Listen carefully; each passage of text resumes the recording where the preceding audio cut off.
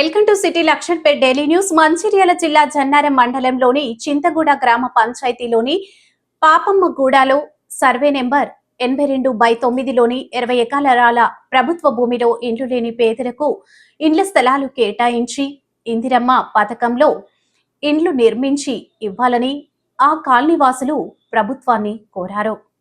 జన్నారంలోని MRO office ఎదుట CPI ML new democracy ఆధ్వర్యంలో ధర్నా నిర్వహించి ఎంఆర్ఓ గారికి వినతి పత్రం అందజేశారు.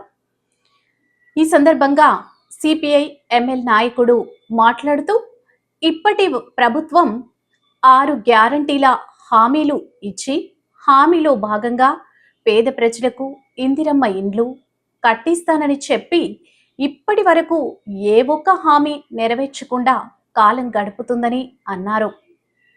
మంచిర్యాల జిల్లా జన్నారం మండలం చింతగూడలో 20 ఎకరాల ప్రభుత్వ భూమి ఉన్న ఇండ్లు లేని పేదలకు ఇండ్ల స్థలాలు కేటాయించి ఇందిరమ్మ పథకంలో ఇండ్ల స్థలాలు నిర్మించి వారిని ఆదుకోవాలని ఎన్నిసార్లు మొరపెట్టుకున్నా ప్రభుత్వం చిన్నచూపు చూస్తుందని అన్నారు. వెంటనే అధికారులతో సర్వే చేయించి వారికి ఇండ్ల స్థలాలు కేటాయించి ఇండ్లు నిర్మించి ఇవ్వాలని డిమాండ్ చేశారు.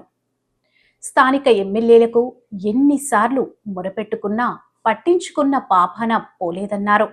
లేని పక్షంలో నిరసనలు చేస్తూ ఆందోళన కార్యక్రమాలు చేపడుతున్నామని హెచ్చరించారు.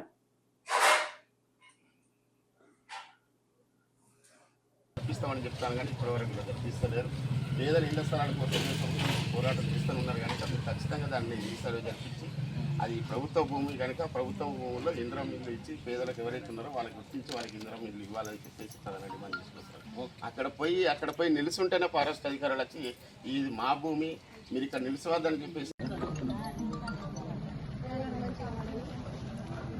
జన్నారం మండలంలోని చింతగూడ గ్రామ పంచాయతీ పరిధిలో ఉన్న పాపమ్మగూడ సర్వే నెంబరు 81/1లో గతంలో ఈ మొత్తం భూమి నుండి దాదాపు విస్తీర్ణం 27 ఎకరాల 20 గుంటల భూమి నుండి 7 ఎకరాల 20 గుంటల భూమిని భగత్ సింగ్ కాలనీగా ఏర్పడింది. ఆనాడు పంపిణీ జరిగింది. 150 మందికి పట్టాలు ఇవ్వడం జరిగింది. రెండవ దఫలో మిగతా భూమిలో పట్టాలు ఇస్తామని చెప్పినటువంటి అధికారులు గత 20 సంవత్సరాలు దాటిపోయినప్పటికీ కూడా ఇవాళ 20 సంవత్సరాల నుండి ఈ భూమిని పేదలకు పంపిణీ చేయాలి, ప్రభుత్వ స్కీముల ద్వారా వాళ్ళకి ఇల్లు కట్టించాలని చెప్పేసి, ఇందిరమ్మ పథకంలో ఇల్లు కట్టించాలని చెప్పేసి ఆనాటి నుంచి ఈనాటి వరకు కూడా మేము ఆందోళన ద్వారా వినతి పత్రాల ద్వారా తహసీల్దార్ నుంచి మొదలుపెట్టి కలెక్టర్ వరకు ముఖ్యమంత్రి వరకు కూడా మా ఆందోళనను మా వినతుల్ని తీసుకుపోవడం జరిగింది. అయినా ప్రభుత్వానికి చీమ గుట్టినట్టు కూడా లేదు. మరి ఇవాళ బీఆర్ఎస్ ప్రభుత్వం పోయింది, ఇవాళ కాంగ్రెస్ ప్రభుత్వం అధికారంలోకి వచ్చింది. ఇందిరమ్మ పథకం ద్వారా అందరికీ ఇల్లు కట్టిస్తామని చెప్పేసి మాట్లాడుతూ ఉన్నారు. మరి భూమి లేని చోటనేమో భూమి కొనాల్సిన పరిస్థితి ఏర్పడుతుంది. ఇక్కడ మాత్రం భూమి అవైలబుల్ గా ఉంది. ఇక్కడ ప్రభుత్వ భూమి మిగులు భూమి 20 ఎకరాల భూమి ఉన్నది. ఆ 20 ఎకరాల భూమిలో ఇందిరమ్మ పథకంలో ఈ లేనటువంటి వాళ్ళందరికీ కూడా ఇల్లు కట్టించాలని చెప్పేసి మేము మరో మొత్తుకుంటున్నాము. మరి వాళ్ళ అందరికి కూడా వినతి పత్రాలు ఇవ్వడం జరిగింది. కానీ హామీ ఇస్తున్నారు, మేము జాయింట్ సర్వే చేపిస్తామని చెప్తా ఉన్నారు. మరి జాయింట్ సర్వే చేపించడానికి ఎన్ని సంవత్సరాలు పడుతుందనేటువంటిది మేము సూటిగా ప్రభుత్వ అధికారులను ప్రశ్నిస్తున్నాం.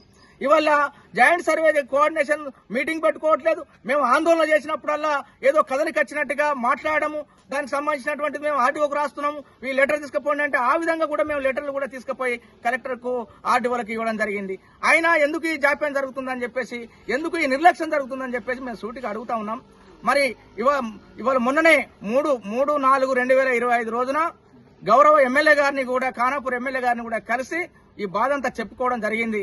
వారు కూడా మేము ఈ ల్యాండ్ ఇష్యూను పరిష్కారం చేస్తానని చెప్పేసి హామీ ఇచ్చారు. మరి ఎంఆర్ఓ గారికి, తహసీల్దార్ గారికి చెప్తామని చెప్పారు. మరి చెప్పారో లేదో నాకు తెలియదు. మరి వల్ల ఎమ్మెల్యే గారి పైన కూడా ఈ బాధ్యత ఉన్నది. ఇది పూర్తిగా పరిష్కారం అయినంత కూడా వాళ్ళు కూడా ఇవాళ హామీ ఇచ్చున్నారు కాబట్టి వారు కూడా ఈ సమస్యను పరిష్కారం చేయాలని చెప్పేసి మేము కోరుతా ఉన్నాం.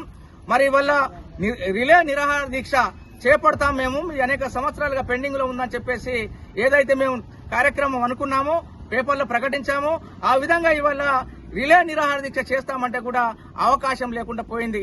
మరి మేము ఒకటే సూటిగా అడుగుతున్నాము, ఇవాళ ప్రజాస్వామ్యం పరడే విల్లుతుందని చెప్తున్నటువంటి ఈ ప్రభుత్వంలో మరి నిరసన తెలియజేసేటువంటి హక్కు కూడా లేదా అని చెప్పేసి మేము సూటిగా అడుగుతున్నాం.